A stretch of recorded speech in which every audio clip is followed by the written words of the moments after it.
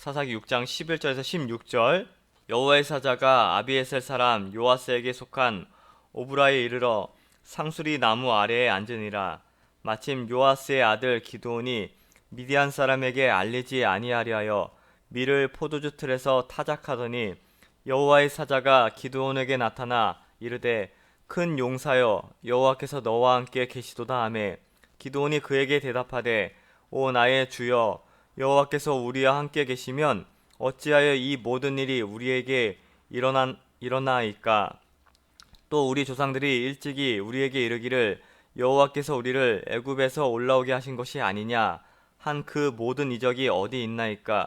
이제 여호와께서 우리를 버리사 미디안의 손에 우리를 넘겨 주셨나이다 하니 여호와께서 그를 향하여 이르시되 너는 가서 이 너의 힘으로 이스라엘을 미디안의 손에서 구원하라. 내가 너를 보낸 것이 아니냐 하시니라. 그러나 기드온이 그에게 대답하되 오 주여 내가 무엇으로 이스라엘을 구원하리이까. 보소서 나의 집은 므낫세 중에 극히 약하고 나는 내 아버지 집에서 가장 작은 자니이다 하니 여호와께서 그에게 이르시되 내가 반드시 너와 함께 하리니 내가 미디안 사람 치기를 한 사람을 치듯 하리라 하시니라. 네, 오늘 말씀의 제목은 여호와께서 너와 함께 계시도다 라는 제목으로 말씀 증거하도록 하겠습니다. 여호와께서 너와 함께 계시도다. 이제 오늘 본문에 드디어 사사기 6장의 주인공인 이제 기드온이 등장합니다. 근데 오늘 본문 말씀을 보면 이스라엘 백성이 이제 고통당하던 그 7년의 세월을 보내는 동안 이 기드온의 마음에 두 가지 큰 상처를 가지고 있었던 것 같습니다. 그 상처 하나는 무엇이냐면 오랜 고난 가운데 이스라엘 백성들을 방치해 놓으시고 또 침묵하시는 하나님으로 인해 자기 민족이 하나님께 버림받았다고 하는 이런 절망감이 기드온에게 있었던 것 같고요. 그 6장 13절을 다시 읽어보면 6장 13절 다시 보면 기드온이 그에게 대답하되 오 나의 주여 여호와께서 우리와 함께 계시면 어찌하여 이 모든 일이 우리에게 일어나이까. 또 우리 조상들이 일찍이 우리에게 이르기를 여호와께서 우리를 애굽에서 올라오게 하신 것이 아니냐 한 그 모든 이적이 어디 있나이까. 이제 여호와께서 우리를 버리사 미디안의 손에 우리를 넘겨 주셨나이다 하니. 지금 이 13절의 말씀을 읽어보면 지금 현재 기드온의 그 마음 상태가 어찌한지 우리가 알 수가 있습니다. 지금 기드온은 여호와의 천사를 만나자마자 지금 억울함을 토로하고 있습니다. 어떻게 하나님이 함께 계신다면 어찌 하나님의 선민인 이스라엘 백성들에게 이토록 오랫동안 미디안 사람들의 불의한 압제 속에 신음할 수 있느냐 지금 항변하고 있습니다. 참으로 가슴 아픈 고백이 아닐 수 없는데요. 기드온에게는 하나님이 더 이상 자신들과 함께하지 않는다는 그런 절망감이 있었던 것입니다. 이런 절망감을 포함해서 이 기드온에게는 이 또 무력감이 있었어요. 무력감. 이 하나님이 기드온에게 사명을 주시는데 그 사명을 받자마자 기드온은 어떻게 대답을 하느냐면 14절 15절 말씀을 보면 여호와께서 그를 향하여 이르시되 너는 가서 이 너의 힘으로 이스라엘을 미디안의 손에서 구원하라. 내가 너를 보낸 것이 아니냐 하시니라. 그러나 기드온이 그에게 대답하되 오 주여 내가 무엇으로 이스라엘을 구원하리이까. 보소서 나의 집은 므낫세 중에서 극히 약하고 나는 내 아버지 집에서 가장 작은 자니이다 하니.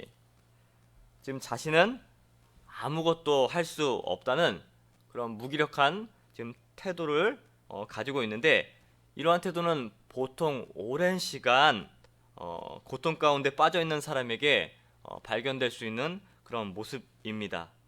자, 이처럼 이러한 기드온의 지금 현재의 상태를 우리가 확인할 수가 있는데 하나님께서 기드온을 처음 부를 때 그 장면이 11절에 나옵니다. 11절에 보면 좀 이상한 모습을 발견할 수가 있는데 거기 보면 밀을 포도주 틀에서 타작을 합니다. 밀을 포도주 틀에서 타작을 한다. 뭔가 이상하지 않습니까?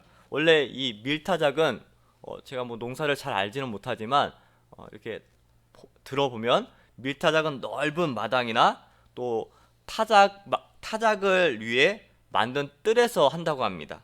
근데 지금 기드온은 그 밀타작을 좁은 포도주 틀에서 지금 타작하고 있습니다.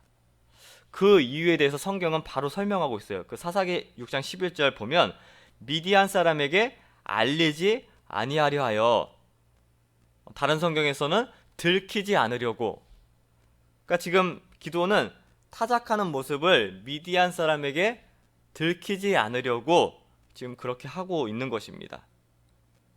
당시 기드온은 이처럼 몸과 마음이 많이 약해져서 절망감과 무력감에 빠져 있었을 뿐만 아니라 실제적으로 기드온의 삶의 모습 역시 이렇게 적에게 들키지 않으려고 눈치를 보는 그런 옹색한 삶을 살고 있었던 것입니다. 이런 그의 삶이 하나님께서 여호와의 천사를 보내셨는데 그 여호와의 천사를 향한 그의 말 속에 지금 기드온의 그 마음이 지금 나오고 있는 것입니다. 담겨져 있는 것입니다. 그런데 놀라운 것은 하나님께서 이렇게 지금 연약하고 또 힘이 없는 그런 상처투성이의 기드온을 나라를 구할 사사로 지금 부르셨다는 것입니다. 이것이 너무나 놀라운 일입니다. 그런데 이것도 놀라운 일인데 지금 그런 기드온을 하나님께서는 뭐라고 부르시고 있느냐면 6장 12절 보면요. 6장 12절 보세요. 여호와의 사자가 기드온에게 나타나 이르되 큰 용사여 여호와께서 너와 함께 계시도다 하며, 지금 이러한 상태에 있는 기드온에게 하나님께서 뭐라고 부르시죠? 큰 용사여. 참으로 놀랍지 않습니까? 여기 나오는 이 큰 용사, 힘센 전사, 강력한 전사, 영웅이란 뜻을 갖고 있습니다. 그런데 이러한 호칭에 어울리지 않는 지금 기드온의 모습입니다. 미디안 사람들에게 들키지 않으려고 눈치를 보면서 그 좁은 포도주 틀에서 밀을 타작하고 있는 기드온. 이 기드온에게 이 큰 용사, 힘센 용사가 감히 어울립니까? 전혀 어울리지 않습니다. 그런데 바로 오늘 본문 말씀에서 우리가 살펴볼 핵심의 내용이 바로 이 내용입니다. 세상 사람들이 보기에는, 육신의 눈을 가지고 보는 사람들에게는 이 기드온의 모습이 참으로 초라하고 보잘것없는 모습이지만 영안을 가지고 보는 하나님의 사람에게는 바로 큰 용사일 수 있다는 것입니다. 저희들도 우리들을 바라볼 때 바로 이러한 영안의 눈으로 자기를 바라보셨으면 좋겠습니다. 비록 우리 현재의 모습이, 내 자신의 모습이 지금 너무나 초라하고 옹색하고 또 가진 것이 없다 할지라도 하나님께서는요, 나를 힘센 용사로, 큰 용사로 바라보시며 인정하고 있다는 사실을 우리는 긍지를 가져야 하는 것입니다. 또 본문에서 왜 기드온을 힘센 용사라고 얘기할까? 거기에는 전제 조건이 있습니다.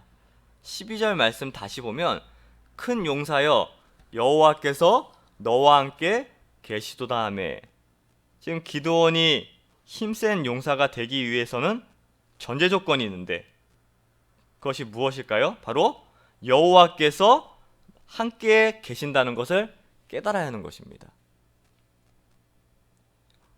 육안만 가지고 사는 사람에게는 절대 볼 수 없는 이 여호와께서 함께 계신다, 이 사실입니다.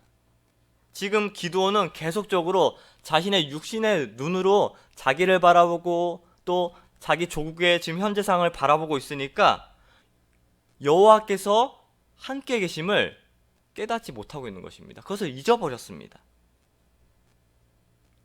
이 말씀을 묵상하면서 오늘 저희가 불렀던 찬송가를 나중에 한번 다시 이렇게 집에 가서 좀 불러보시면 거기 가사 2절에 이런 가사가 있어요.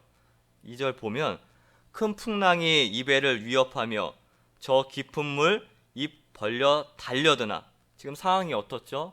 어떤 사람이 배를 타고 가고 있는데 큰 풍랑이 그 배를 지금 위협하고 있습니다.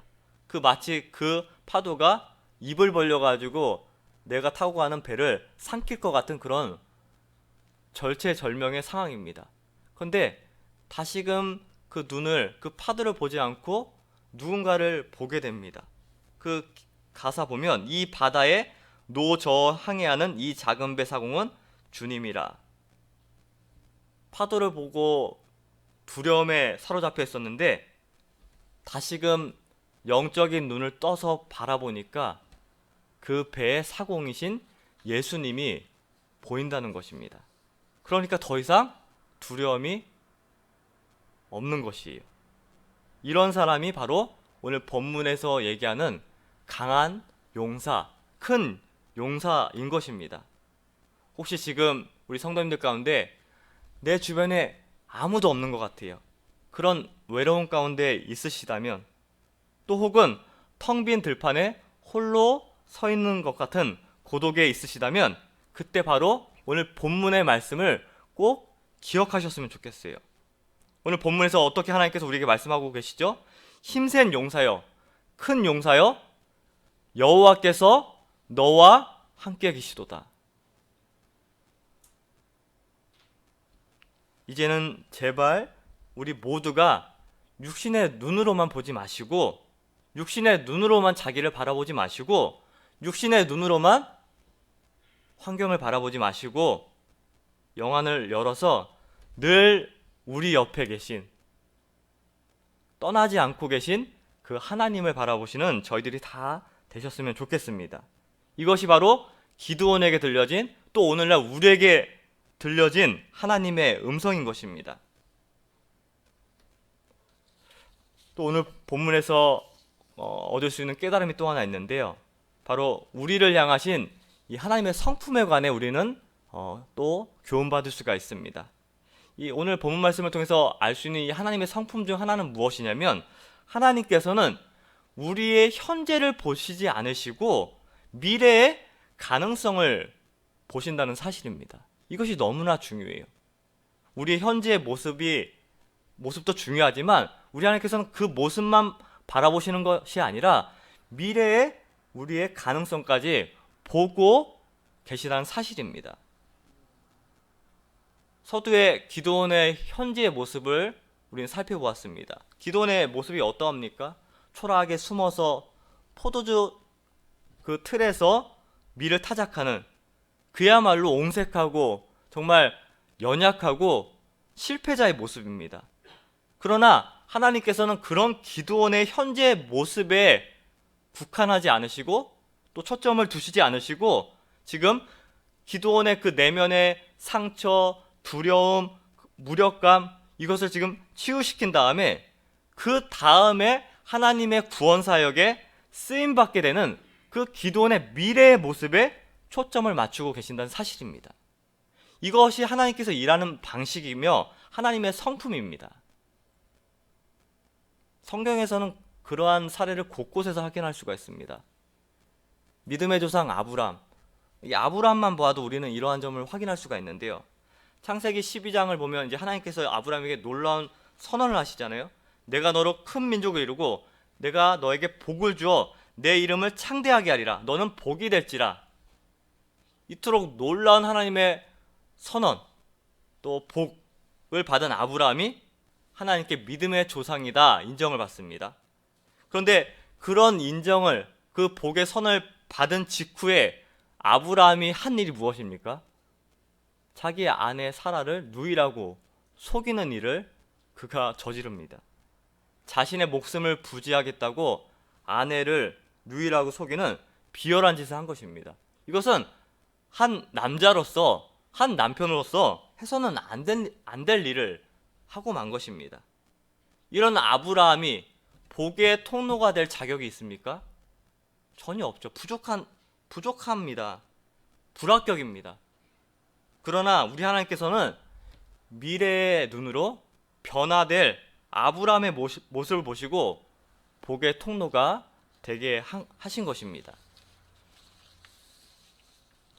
이처럼 기드온도 마찬가지고 아브라함도 마찬가지고, 하나님께서는 오늘날 우리에게도 비록 현재 우리의 모습이 초라하고 연약한 모습으로 있을지라도 저희를 포기하시거나 단념하시는 게 아니라 장차 하나님의 구원 사역에 강한 용사로 쓸 모습을 기대하시면서 또 회복시키시면서 계속적으로 저에게 용기를 주시고 또 붙들어 주시고 저희 곁에 항상 함께 하시는 것입니다.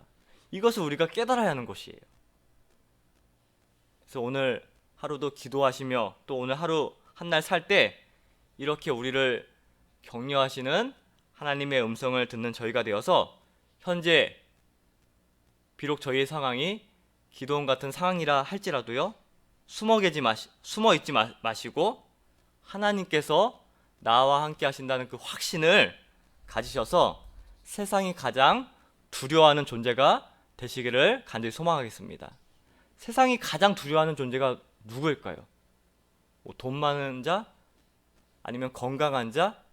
아니에요. 세상이 가장 두려워하는 자는요, 바로 예수님 한 분으로 큰 위로와 힘을 얻는 바로 오늘 본문에서 얘기하는 큰 용사들입니다.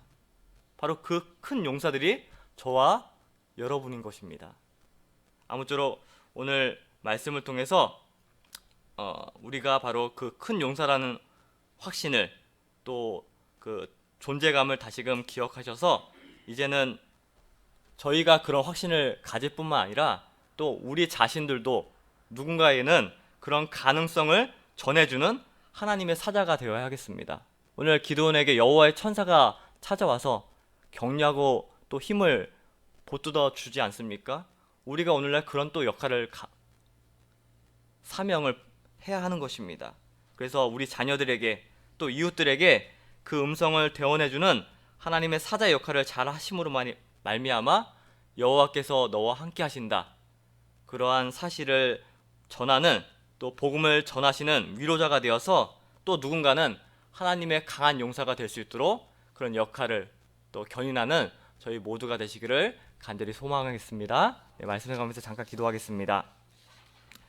하나님 감사합니다. 저희의 죄로 말미암아 또 이스라엘 백성들처럼 악을 행해서 미디안 7년 동안 압제를 당하는 그런 어려움을 당할 때 저희들 또한 무기력과 또 절망감에 있을 때가 너무나도 많습니다. 그러나 이제는 저희가 그런 불신앙의 긴 꼬리를 단호하게 끊어서 이제는 어떠한 상황 가운데서도 늘 믿음을 지키며 하나님이 바라보시는 강한 용사가 되는 은혜가 저희 가운데도 있을 수 있도록 저희의 믿음을 붙들어 주시옵소서. 혹 저희의 현재 상황이 초라하고 또 눈치를 보면서 있었던 기드온과 같은 그런 상황일지라도 천사를 보내주셔서 큰 용사라 칭해주시고 또 여호와께서 너와 함께 계신다는 그런 음성을 들려주심 진심으로 감사드립니다. 이제는 세상을 우리의 육신의 눈으로만 바라보는 것이 아니라 영의 눈으로 바라보아서 높게 치는 파도 물결을 보는 것이 아니라 우리의 사공 되시는 주님만 바라보며 이제 두려움 없다고 고백할 수 있는 저희 모두가 되게 하여 주시옵소서. 오늘 또 수요 예배 또 전하시는 우리 목사님에게도 함께하여 주시고 또 신방 가운데도 함께하여 주시옵소서. 감사드리오며 예수님의 이름으로 기도하옵나이다. 아멘.